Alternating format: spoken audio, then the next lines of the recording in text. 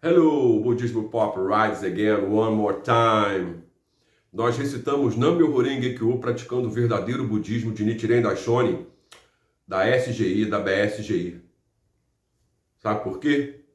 Desce a vinheta aí, brother.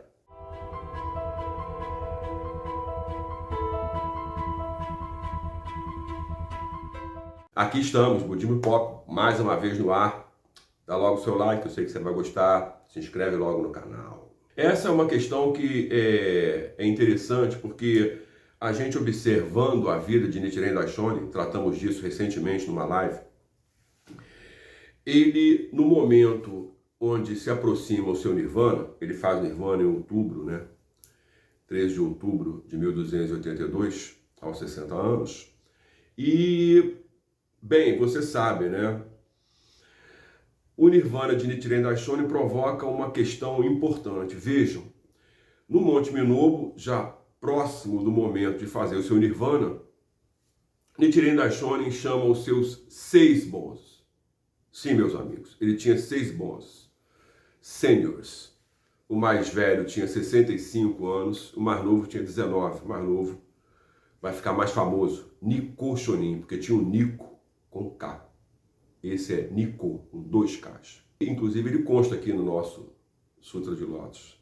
O que acontece? Quando Nichiren estava para fazer o seu Nirvana, ele chamou os seus 6 bonzos seniors e lhes designou tarefas e avisou para eles que deixaria o seu legado nas mãos de um deles. E assim ele fez. Entregou o Gohonzon, o Daigohonzon, né? Daigohonzon é o Gohonzon, tá? Entregou o Gohonzon para que o mais jovem dos seus bonzos, o mais jovem seguidor, assumisse o comando da ordem budista Nichiren, que tinha surgido, né, em 1253. E o que acontece? Todos os bonzos que ali estavam, os outros 5 bonzos, concordaram. Nikko Shonin ficou encarregado de dar sequência à linhagem de Nichiren Daishonin. Ora, os outros concordaram humildemente com a decisão de Nichiren Daishonin. Porém, sim, sempre tem um porém. Porém, homens muito mais velhos e provavelmente mais versados resolveram que não ia ser assim. Quando Nichiren Daishonin fez o Nirvana, o que esses bonzos fizeram?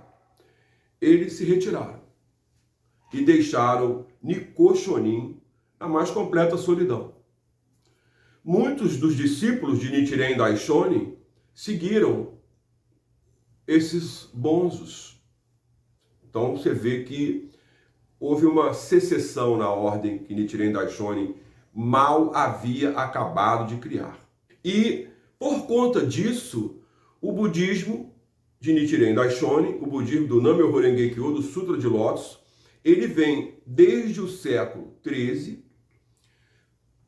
apresentando a mesma problemática que o budismo de Sakyamuni e o budismo de Tiantai, nos primeiros dias da lei, nos médios dias da lei, tiveram, que foi assim que eles fazem o Nirvana, a secessão, né?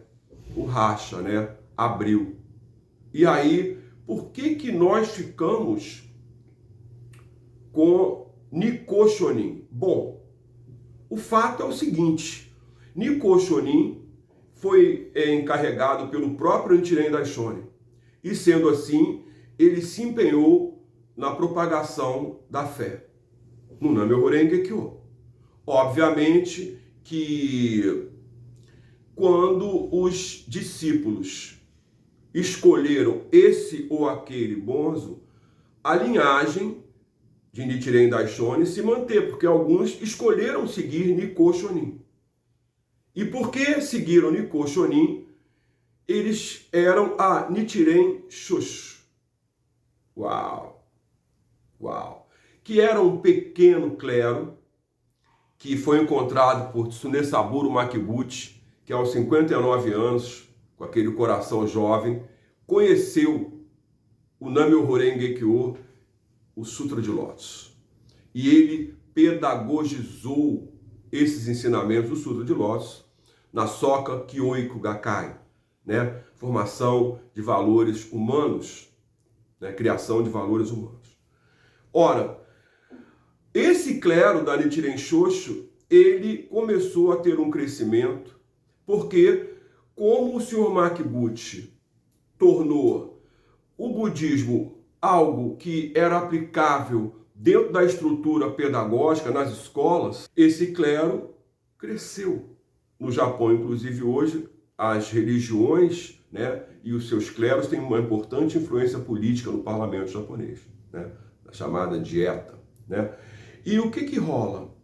Bom, à medida em que o clero foi crescendo e a Gakkai foi ganhando importância, no primeiro confronto perigoso que aconteceu, o clero abandonou a Gakkai. Isso aconteceu em 44, quando o talismã shintoísta foi imposto pelo governo imperialista japonês para unificar as religiões no Japão. O que é o talismã shintoísta, gente?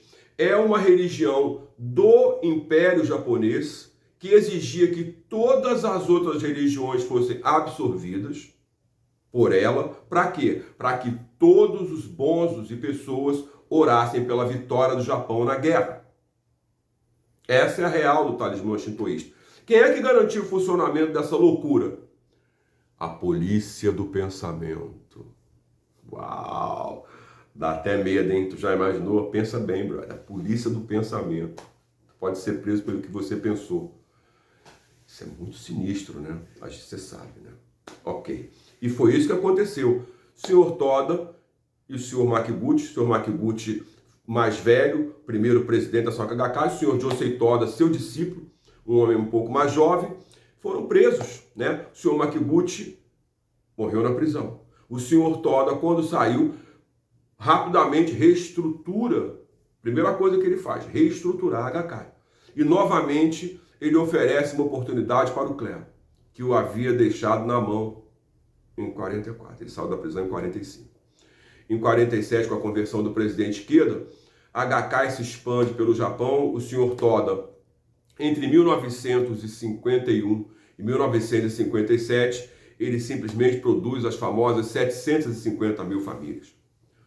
O presidente Ikeda, Shinichi Yamamoto, que era discípulo do Sr. Toda, comparece com 11.111 shakubukus em Osaka. Vitórias maiúsculas da propagação. O clero volta a crescer. Em 1960, o presidente Ikeda assume a terceira presidência e passa a viajar pelo mundo propagando o budismo. O clero se agiganta e, num determinado momento, ele resolve se apropriar da Gakkai. Há uma ruptura que começa em 79, o presidente Ikeda renuncia à presidência da Gakkai para não desfazer a Gakkai na mão do clero. E em 1993, essa dissidência completa-se. O que rola com isso? No racha entre o clero e a Gakkai, o clero do norte, porque no Japão, gente, o clero anterior da Nichiren Shoshu, que Nichiren deixou, tinha quatro templos importantes nos pontos cardeais. Quando houve o racha e a ABSGI, ou melhor, a SGI, a futura SGI sai, a SGI vai ser fundada em 75. A partir desse racha, você acabou produzindo um sexto primo que também recita Nam-myoho Kyo, que é a Nichiren Shoshu, do prelado Nikken. Então, a Gakkai deu muita sorte, porque nem todos os templos romperam. O clero do norte resolveu sustentar a Gakkai e manter a entrega de Gonhonzos, o Gonhonzo de Nichikan Shonin. E aí, essa luta se estendeu de 1979 até 1993, quando ela simplesmente terminou, com a Gakkai conquistando o seu lugar de religião mundial e a ruptura deixando para trás mais uma fração budista que conhece Nam-myoho Renge Kyo. Por que a gente está falando isso? Porque muitas pessoas podem encontrar por aí versões de Nam-myoho Renge Kyo que não são a nossa. Aí perguntarão assim, então por que vocês estão dizendo que a de vocês é melhor? Não é que seja melhor, é a que a gente escolheu. E escolhemos por uma questão histórica, de seguir a linhagem de um ensinamento.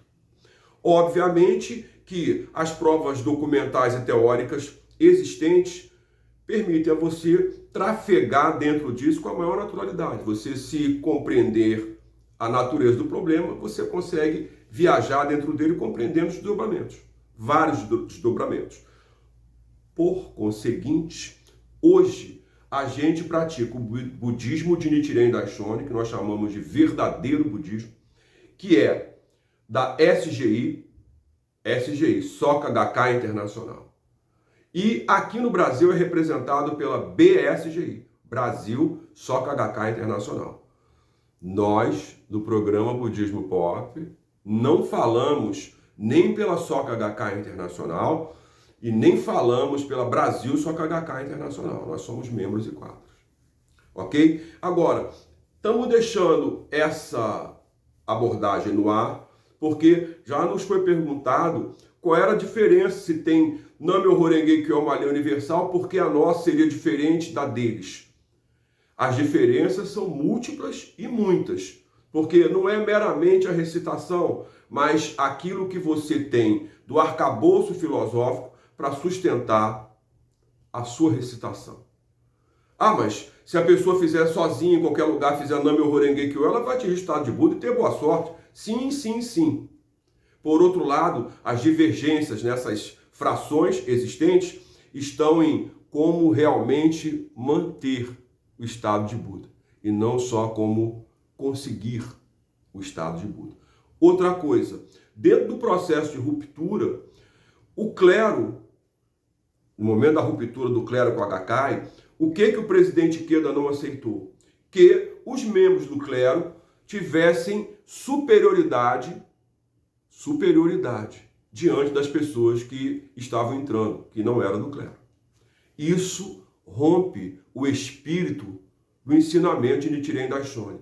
Que espírito é esse? Todos os seres humanos são Budas. Todos. Todos. Ou seja, a diferença entre um clérigo, uma pessoa do clero, e uma pessoa que acabou de entrar no budismo é a seguinte: nenhuma. Ora, o presidente Ikeda colocou em risco tudo que ele tinha conquistado para sustentar essa posição. E por isso que a gente está aqui.